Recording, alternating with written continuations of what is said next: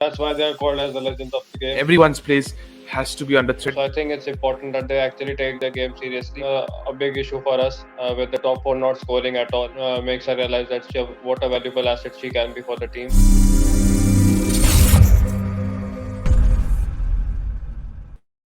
The series is level apiece, and now we are heading to the decider at the Narendra Modi Stadium. India women versus New Zealand women. The first game of the series was won by India. Similarly, the White Ferns, the T20 World Cup champions, have fought back really hard and defeated India comprehensively in the second ODI. Deepu with me once again. Deepu, as you said in the predictions time in the second ODI, you're expecting one each. You're expecting New Zealand to come back hard and fight back into the second ODI and win that. They did. Now, what are your expectations from the decider now? It will be a tough game to actually decide who's gonna win because India did really well defending a low score in the first game, and New Zealand just paid their pleasantries back in the second one. So I think it will be a mouth-watering clash. Can't really predict who's gonna win. Hopefully India wins, but as of now, I feel New Zealand start as favorites for the third one. Absolutely, New Zealand do start as favorites because it was not just a small target. It was 76 run margin that New Zealand defeated. And you said before as well, the last wicket partnership was a big one for India, probably one of the highest one in the innings. And that's the reason why the deficit was not longer. But what are your takes about the Indian batting, the Indian openers especially, not getting runs at all? Absolutely poor, to be honest. Once the South African series was done, I had high hopes that they'll both will carry their form in the T20 World Cup. Eventually, it didn't happen, and now that has extended to this one-day series as well. Knowing the fact that we have a home World Cup lined up soon, so I think they need to just pull up their socks because it's becoming a big issue for us with the top four not scoring at all. It's always the middle order or the lower middle order that has been doing some scoring. So it's important that the batters take responsibility and just play according to the situations. Absolutely, batters play according to and play according to the situations. Similarly, Radha Yadav, a bowling all rounder, was the highest run scorer in the innings. Talk us through about that because we know her as a Delhi Capitals player, but Radha Yadav coming at number 9 or probably number 10 and scoring 48 runs, being the leading run scorer in the innings, while the rest of the top class batters, the top orders, none of them did fail to get over 25. Yeah, it was a great day for her, not only with the bat but also in the field and with the ball as well for wickets. And took a great catch, and I believe she's a great batter too. She's a decent batter. Hasn't got much opportunities at DC, but still, India has a deep batting lineup, and she showed us why she can be a relied all rounder for us. It was a Absolutely. great day. So hopefully, she keeps it consistent. Till now, she hasn't been that consistent and hasn't shown her potential yet.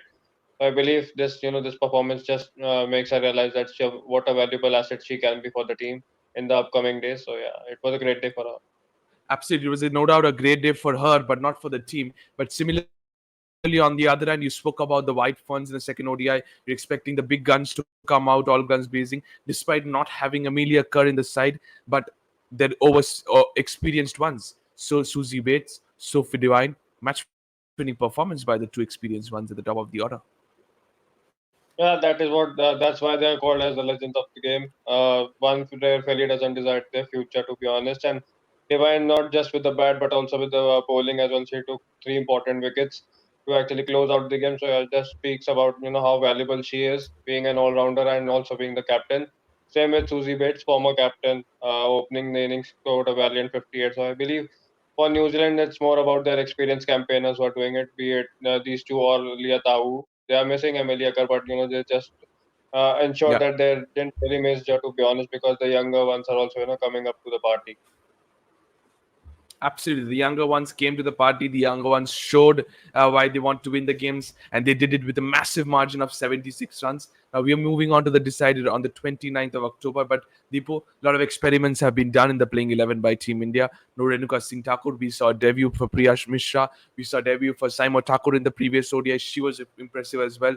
Talking about the pitch report, I think both the ODIs we had, the team batting first has been victorious. So, this should be the tactics for sure. Being a series decider and with Ahmedabad surprisingly slowing down, I was expecting a little bit of dew, but it's not happening. So I believe it's better to bat first.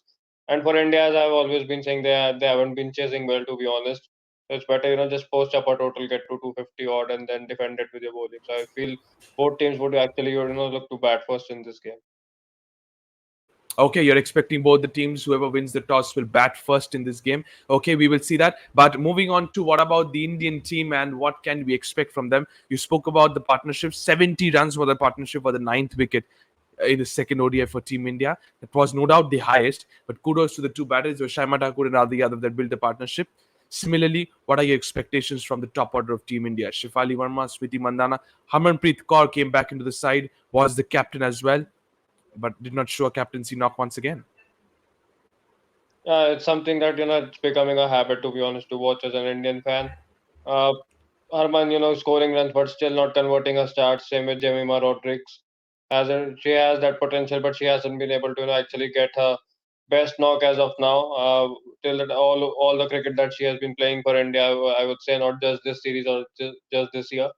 And for Smriti and Shefali, Smriti has been playing for a long period of time. I think from 2017 we have been witnessing her in the Indian colours, but that consistency is still not there. So I'm quite surprised to see what's the reason behind it. Shefali, with the way she plays, that hand-eye coordination similar to Virender Sehwag or a Prithvi Shaw, I think Absolutely. that kind of inconsistency is acceptable, but still I think it's too much of a time to actually be in that out of form. So I think it's important that they actually take their game seriously because they're playing for their country, not for the club. For a club, so it's important that it's time to take responsibilities, and especially for Harman to just give a good pep talk to Absolutely. the batting group, to the whole batting group, not just these three guys. It's important that they take the responsibilities, and the head coach must have a say on this. Okay, so you're expecting the head coach Amol Mazumdar to have his say on this, expecting the top orders, the senior players, Smriti Mandana, she got a dark. She has been off color since the World Cup itself. Similarly, Shefali Verma, she needs to spend time at the crease, as you, along with Gurpal Paji, said as well. But nothing is happening. Nothing is going right for India. They're leveling the series, but with a game to go into the decider versus the world champions New Zealand, T. Sharma is another player. Deepu, we say about her as the Ravindra Jadeja of the Indian cricket. What about her in terms of responsibility? Was absolutely poor in the World Cup. Similarly, hasn't started well in the ODI series as well, with the bat especially. Yeah, this is something, to be honest, which is something about bothering for the Indian cricket. So her form is actually a big concern with the bat. We still remember that the full tosses that she missed against Australia. That still comes into the mind, that haunts us a lot. Even there have been many Yeah, other moments that no ball in the one day World Cup, I guess 2 years back.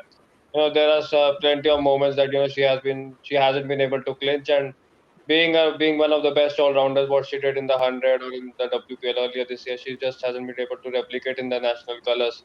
So it's important that she takes up her role seriously. Otherwise, there are plenty of all rounders who are in the line. So yeah, they just absolutely. need to make sure that her place can also be under threat anytime soon. Absolutely. Everyone's place has to be under threat, because if they do not perform, they need to know. Just like the men's we talk about, if they Yeah. do not perform, we need to know that there is always a backup behind. But similarly, this question just arised in my mind as well. Not good a good month for Team India, Indian cricket rather.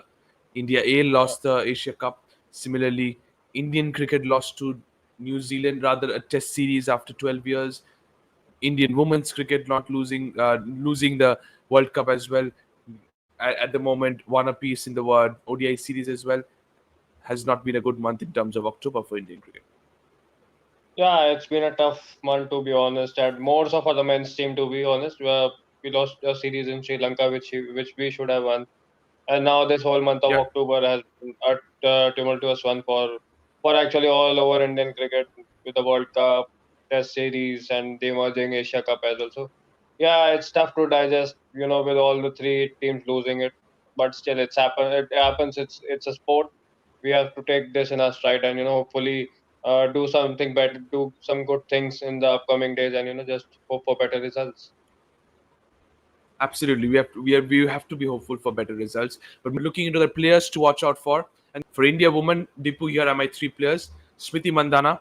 I have to see Harmanpreet Kaur, the skipper, batting at the top of the order and scoring runs. And similarly, Deepti Sharma. These are the three players to watch out for me. In a decider, your experienced players have walk out. What are yours? I want to see some runs from Jemima Rodriguez. She has been a long due, and with plenty of big tournaments coming up, and her place being one of the most important ones if she bats at number four. So yeah, she definitely has to score some runs. I want some quick runs from Shefali as well. To be honest, she Okay. hasn't been scoring at all, and just what Gurpal Baji said in the previous meeting as well. That she just scored a 30 after a gap of 2 years. So that's a very Yeah. alarming goal for us. It's imperative that she gets into a groove as soon as possible. Third, I believe I'll go with another batter as well, Yastika Bhatia.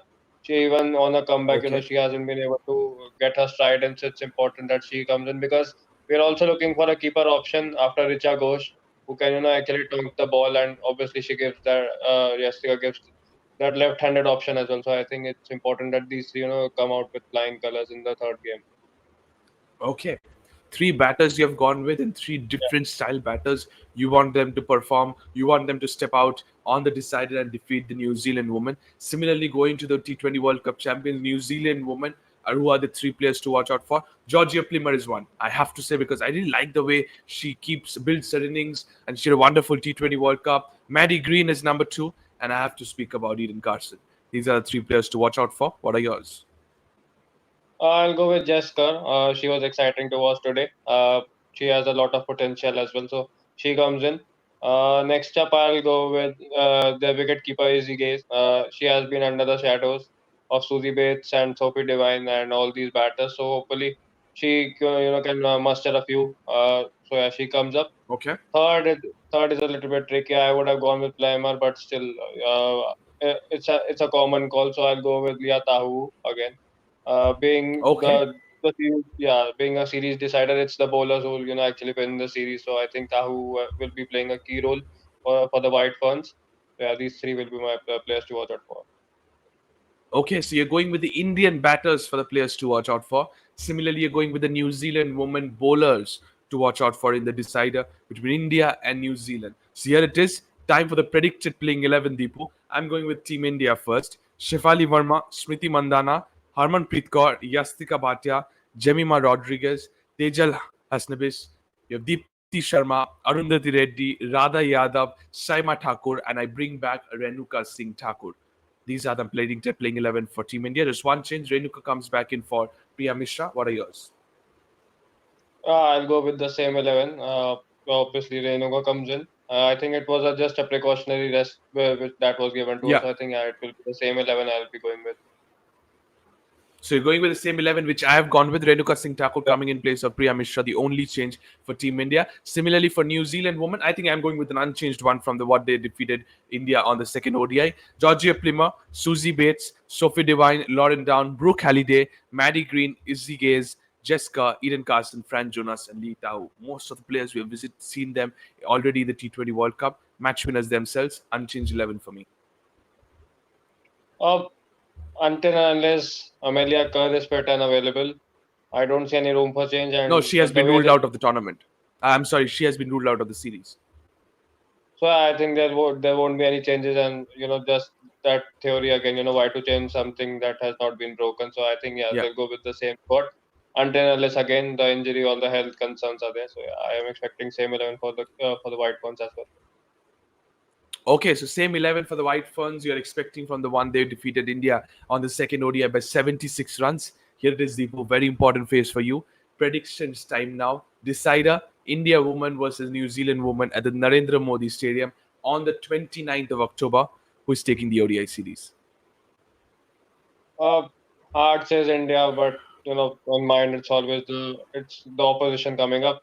I can't really predict, to be honest. I'll go with 60-40 in favor of the hosts. Hopefully they can win, and can take a redemption of the T20I World Cup and this whole month, and can close out. Hopefully they close out the month with a great win, and can just With a put good some note? balm on our put some balm on our pains that we have been receiving from the New Zealand side. So, yeah, hopefully it's the beg your pardon, it's the women in blue who wins the series. Okay, so you're expecting 60-40 is what you're giving to Harmanpreet Kaur and her side. You're expecting women in blue to end the series on a good note so that we can take something away from New Zealand in the month of October. Thank you so much, Deepu. Thank you so much to everybody for watching this video. India versus New Zealand women at the Narendra Modi Stadium on the 29th of October.